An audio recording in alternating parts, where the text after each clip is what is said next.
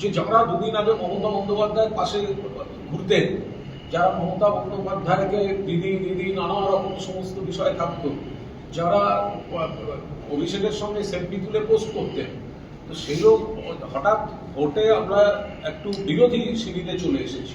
এখনই যদি রাজ্যে এবং কেন্দ্রে যারা মমতাদির প্রতীকে জেতা, মমতাদির দলের প্রতীকে জেতা, এতদিন দিদি দিদি দিদি দিদি, হঠাৎ তাদের যদি মনে হয় যে আজকে একটু চাপ আছে দলের, একটু সংখ্যাতত্ত্বে গন্ডগোল, আমি তো বলবো বিধায়ক হোক বা সাংসদ, আপনি নির্দল জেতেননি, আপনি মমতা বন্দ্যোপাধ্যায় সর্বভারতীয় তৃণমূল কংগ্রেসের প্রতীকে জিতেছেন, জোড়াফুল প্রতীকে জিতেছেন, মমতাদির ছবি ব্যবহার করে জিতেছেন এবং মমতাদিকে প্রচারে ব্যবহার করে জিতেছেন।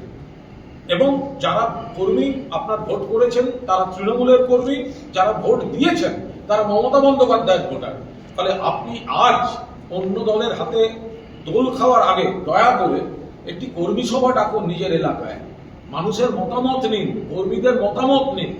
আপনি একা কেউ নন, আমি একা কেউ নই, আমিও বিধায়ক হয়েছি কিন্তু তৃণমূল কংগ্রেসের বিধায়ক, আমি নির্দল বিধায়ক নই। আজকে দলটা যদি শাসক হতো, মমতাদি যদি মুখ্যমন্ত্রী হতেন, এইসব বড় বড় বিপ্লব দেখা যেত, তখন তো সেই মমতাদির পাশে এরাই ঘুরতেন, তখন মমতাদি এদেরকেই আবার নিয়ে চলতেন।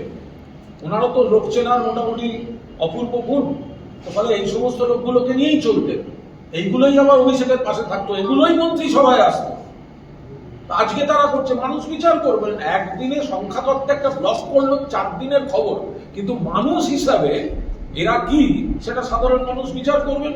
আর মমতাদি আর অভিষেকেরও লোক চেনার, মমতাদির লোক চেনাটা খুব দরকার ছিল, মানে অত্যন্ত ভালো হয়েছে যে এই যারা যাচ্ছে তারা যে কত মমতাদিকে ভালোবেসে ছিল সেগুলো তো এখন প্রমাণ হচ্ছে।